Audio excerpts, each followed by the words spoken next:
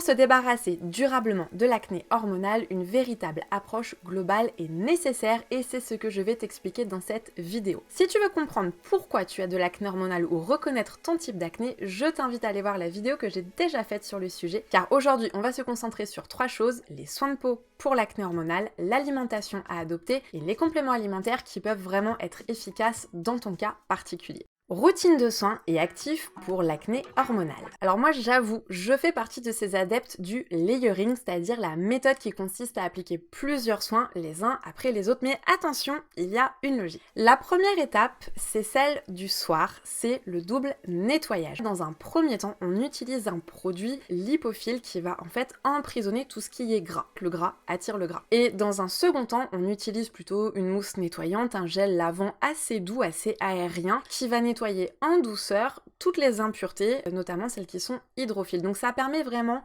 d'avoir la peau parfaitement propre sans l'agresser. Donc en ce qui me concerne, j'utilise depuis quelques temps le lait dermonettoyant Jonzac Réactif qui est riche en prébiotiques qui restaure la barrière cutanée. Ça c'est assez important parce que ça va permettre de réduire l'inflammation, les rougeurs, et alors chez moi c'est assez efficace, ça fait pas très longtemps que j'utilise et ça a déjà réduit pas mal la petite coupe rose que j'avais depuis 4 ans, depuis ma grossesse. Dans un second temps, j'utilise un produit qu'on va pas très bien voir à la caméra à cause du reflet, mais c'est en fait un produit de chez Face Theory qui est le Freshening Face Wash, notez ce bel accent anglais, à base d'aloe vera et de thé vert qui est plutôt hydratant, qui est très très doux et que j'alterne quelquefois avec leur nettoyant à la vitamine C qui est un petit peu plus antioxydant. Donc ça c'est pour le soir, mais le matin, j'utilise à nouveau le lait démaquillant Jonzac que cette fois je laisse poser à peu près 30 secondes pour un effet anti-inflammatoire un petit peu plus prolongé. En général, on entend qu'il n'y a pas forcément besoin de se laver le visage le matin et je suis assez contre cette idée. Déjà parce que moi avec la peau grasse, peut-être comme toi, j'ai besoin de partir sur une base nette le matin, mais aussi parce que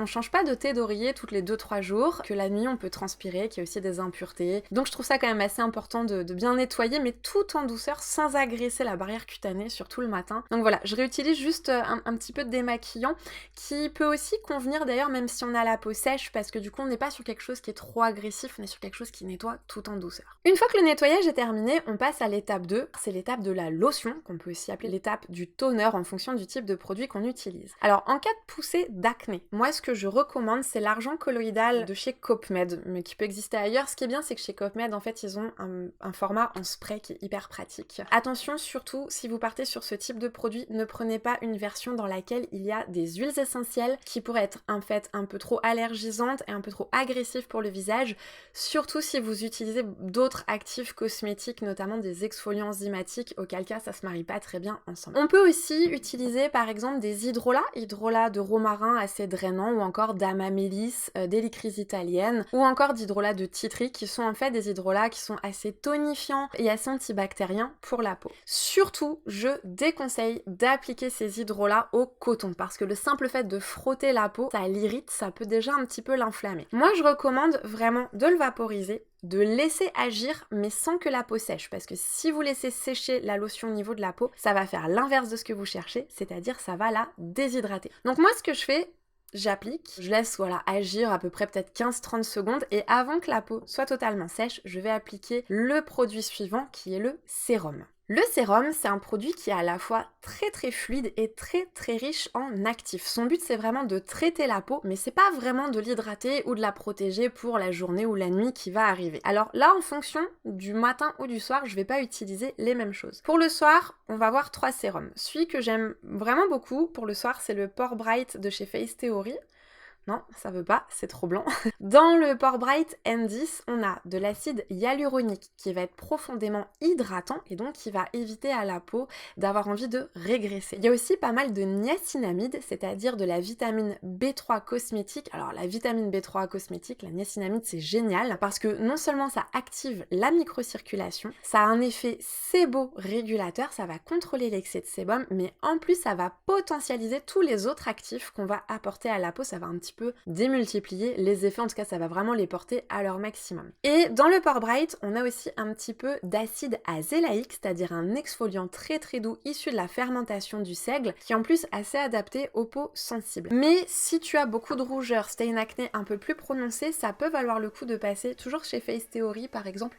Je suis pas d'action chez Face Theory, mais j'aime vraiment beaucoup leurs produits qui sont sans perturbateurs endocriniens, qui sont véganes, etc. C'est le Lumizella A15 qui contient beaucoup plus d'acide azélaïque. De souvenir, il en contient 15%. Mais il y a aussi dedans un petit peu d'avoine colloïdale et de thé vert qui vont avoir un effet anti-inflammatoire. Alors c'est un sérum que j'utilise pas forcément tous les jours. Il pique un petit peu, il est pas hyper confortable. Enfin, en tout cas, moi, il m'a pas agressé la peau. Ça peut valoir le coup de faire 2 jours celui-ci et 2 jours un autre un peu plus doux. 2 jours celui-ci, 2 jours un autre un petit peu plus doux. Et un troisième sérum que j'aime beaucoup en ce moment, qui a moindre coût, qui est en fait celui qui se trouve réellement dans ce tube, puisque c'est une recharge Aromazone du sérum niacinamide, cuivre et zinc. Donc je suis vraiment hyper contente. Alors cuivre et zinc qui vont avoir un effet antibactérien et anti-inflammatoire. Par contre pour le matin, j'utilise quelque chose de beaucoup plus classique, de beaucoup plus doux et simplement hyper hydratant. Pareil chez Aromazone, on voit pas très bien, mais c'est le sérum concentré à base d'acide hyaluronique. Là on a le petit flacon de base, il existe aussi des recharges ou des flacons plutôt avec ce format-là qu'il faut acheter à part. Ah oui, d'ailleurs, cette petite pipette, ne l'appliquez pas directement sur la peau, parce que sur la peau, il y a des petites bactéries, notamment celles qu'on a vues dans la vidéo précédente. Si vous posez le tube directement dessus, vous contaminez en fait tout le produit, c'est pas l'idée. Donc d'abord, on met dans les mains propres, et ensuite, on applique sur le visage de cette façon, sans trop frotter pour pas irriter la peau. Alors le sérum, contrairement à la lotion, on lui laisse le temps d'être absorbé pendant quelques minutes. Et une fois que ce sérum est parfaitement absorbé, on va passer là à l'hydratation. Et pareil, là selon que ce soit le matin ou le soir, je vais pas utiliser les mêmes choses. En ce moment, pour le matin, j'utilise une petite crème adaptée aux peaux grasses et mixte de chez Face Theory qui est le Baculur Ionic Moisturizer. Vraiment cet accent anglais magnifique. Donc qui est une crème à base de bakuchiol qui a en fait plus ou moins les mêmes effets positifs sans les contraintes du rétinol. Le rétinol c'est un dérivé de la vitamine A mais qui est vraiment très très agressif pour la peau alors qui fonctionne très très bien mais qui est quand même pas mal agressif. Là le bakuchiol c'est un extrait d'une plante mais qui malheureusement dans le fait d'être cultivé, transporté etc. est pas hyper écologique, donc je pense que c'est le dernier que je vais tester. Pour le soir, par contre, j'utilise pas une crème, j'utilise, comme j'ai la peau grasse, quelque chose sans gras. En fait, il n'y a pas vraiment nécessité d'apporter du gras sur une peau qui est déjà grasse, a fortiori la nuit. Donc j'utilise un gel à base d'aloe vera, acide hyaluronique, vitamine C, et puis on a aussi, et surtout, un petit peu d'acide salicylique. Alors l'acide salicylique, c'est bien parce que c'est un petit peu dékératinisant, c'est-à-dire ça va réduire l'épaisseur de la peau, ça va l'affiner, ça la nettoie en profondeur. Le problème, c'est que c'est un perturbateur endocrinien suspecté, il faut encore faire des études à ce sujet, mais ce qui semble être à peu près sûr, c'est que c'est quand même assez nocif pour le foie. Donc en petite quantité sur la peau, de temps en temps peut-être, pourquoi pas. Moi j'avoue, ça fait un moment que j'utilise parce que vraiment je l'adore. Le matin, si vous voulez faire vraiment quelque chose de plus brut, plus naturel, on peut remplacer le sérum hydratant par du gel d'aloe vera bio et un petit peu d'huile de jojoba, vraiment en petite quantité pour sceller l'hydratation, mais attention, ça peut ne pas convenir à toutes les peaux quand même. Et cerise on the gâteau, et là c'est hyper important, le matin et après chaque exposition au soleil, on applique une crème solaire. La crème solaire qui va protéger des UVB quand il y a du soleil, quand on va à la plage, mais aussi des UVA et des lumières bleues des écrans qui eux sont présents toute l'année par tous les temps et qui vont aussi agresser la peau et donc l'inviter à s'épaissir, à faire du sébum, etc. C'est assez difficile la crème solaire parce qu'il faut pas qu'elle pollue l'environnement, il faut pas qu'elle soit cancérigène, mais en même temps il faut quand même qu'elle protège suffisamment. J'ai déjà parlé dans un de mes mails privés des crèmes solaires que j'utilise. En ce moment j'utilise la Purito Daily Go To Sunscreen qui m'a l'air assez efficace, qui a un indice 50+ en SPF et un indice protection UVA 4 étoiles. Je crois que c'est le maximum, je sais pas si ça va jusqu'à 5, elle est non polluante. Il y a plusieurs actifs qui protègent du soleil, qui sont pas cancérigènes et qui sont pas agressifs pour la peau, et moi avec mes rougeurs c'était quand même hyper important pour moi. Tous ces actifs cosmétiques c'est bien, mais si ton acné est d'origine hormonale et que tu traites pas la problématique hormonale, en fait cette acné elle va quand même persister ou revenir malgré une bonne routine de soins de peau. Alors qu'est-ce qu'on fait? Quelle alimentation en cas d'acné hormonale? Pour faire court, ton alimentation doit être équilibrée mais surtout digeste et riche en nutriments, notamment comme le zinc et les antioxydants. La première chose absolue, c'est d'éviter de grignoter. Et d'ailleurs, si tu as tendance à grignoter, si tu as des compulsions alimentaires, c'est généralement pas sans raison. C'est rarement un problème de volonté, c'est qu'il y a quelque chose d'autre qui se cache derrière. J'ai aussi fait une vidéo sur le sujet, je mets le lien en description, je t'invite à aller regarder si jamais tu te sens concerné. Ensuite, il faut absolument réduire, voire supprimer complètement les sucreries et le sucre raffiné de façon générale, puisque comme on l'a vu dans la précédente vidéo, ça augmente la sécrétion de différents androgènes. On va aussi réduire les portions de certains féculents, notamment tout ce qui est riz, pain, pâtes et farine raffinées blanches. On va plutôt choisir du complet et on va réduire les portions dans l'assiette, même si bien sûr on a besoin de 3 portions par jour. Mais du coup, on va contrebalancer avec des protéines variées de bonne qualité et surtout, on va mettre des légumes et notamment du vert à chaque repas, ça c'est absolument important. Et puis l'apport d'oméga 3, des acides gras essentiels, sont aussi absolument primordiaux pour réduire l'inflammation dans le corps, mais aussi pour nourrir la peau de l'intérieur. Alors là on y va, hein, sur les sardines, le hareng, les noix fraîches, l'huile de noix de bonne qualité, ça on va y aller plusieurs fois par semaine. Et enfin, si je devais donner un dernier conseil absolument primordial, ce serait de réduire ce qu'on appelle les aliments inflammatoires. Tout ce qui est friture, plats préparés, mais aussi les viandes rouges, les viandes très grasses, certains produits laitiers, notamment le lait et la crème, y compris dans les préparations, les crêpes, les quiches, les gâteaux, qu'on va essayer de remplacer par du végétal. Et puis également les épices très fortes, le poivre, le piment, le paprika et aussi le sel en excès. Quel complément alimentaire et plante en cas d'acné hormonale?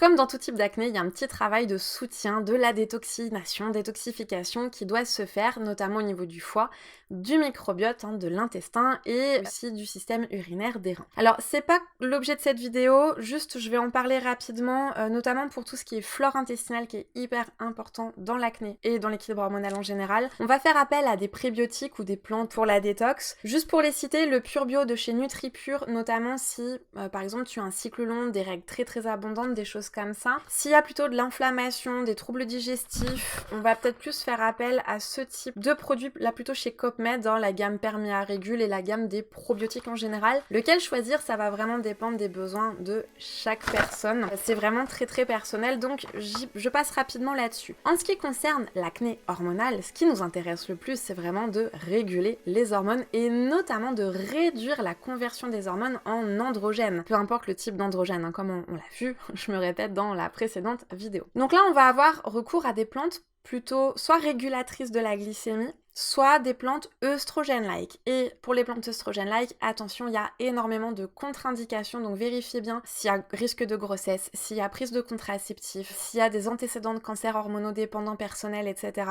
Ce sont des plantes qui sont totalement contre-indiquées, donc je vous invite à voir ça avec votre pharmacien, votre médecin, votre naturopathe, peu importe, mais quelqu'un qui s'y connaît bien. Alors les plantes qui vont aider à réduire les androgènes, vont pas forcément toutes agir de la même façon. Donc là aussi, ça va être un petit peu au cas par cas, mais en termes de plantes, on peut citer la racine de pivoine et le houblon, qui sont œstrogènes-like et qui vont en plus avoir un effet assez sympa sur le sommeil et la relaxation, qu'on prend plutôt le soir. On a aussi la luzerne qui peut être intéressante dans les SOPK, syndrome des ovaires polykystiques, parce qu'elle va directement agir au niveau de l'hypophyse. Et on a aussi le palminin de Floride, qui est plutôt une plante qui va agir de souvenir plutôt au niveau des surrénales ou de la DHT, donc c'est-à-dire directement dans la conversion au niveau de la peau. Et là aussi, j'ai sélectionné quelques compléments alimentaires qui peuvent être intéressants, ceux que j'avais sous la main. Ne les mélangez pas, il faut faire un choix. On prend un seul complément alimentaire à la fois. Par exemple, le Cell Protect qui va être assez intéressant parce qu'il va travailler tout en douceur sur le foie, mais il va travailler de façon assez costaud sur l'équilibre glycémique. Donc par exemple dans les SOPK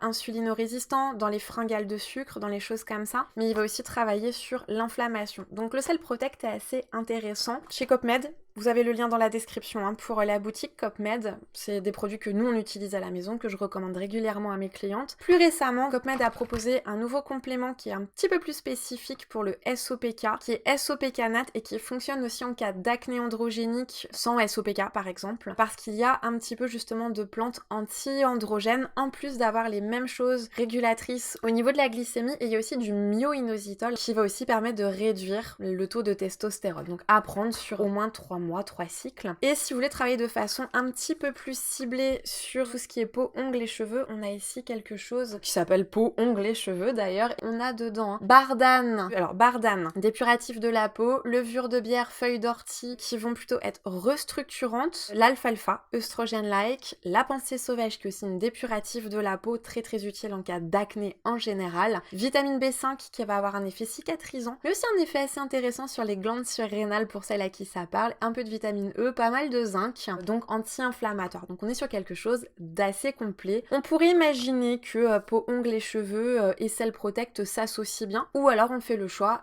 et on prend que SOPK Nat par exemple. Et puis même en soins locaux, j'en ai pas spécialement parlé tout à l'heure dans la routine, mais tout ce qui est romarin, zinc, caféine, que ce soit en tisane, que ce soit dans les produits cosmétiques en général, en soins locaux, ça va réduire l'activité de la DHT, ça va aussi inhiber l'action des récepteurs de la DHT. Donc, il y a des petites choses à faire avec ça. Si tu as appris quelque chose dans cette vidéo, laisse un pouce bleu et je t'invite aussi à t'abonner pour ne pas rater les prochaines vidéos. La prochaine portera notamment sur une autre hormone qui, elle aussi, peut indirectement favoriser l'acné et les troubles hormonaux. On se dit à très bientôt.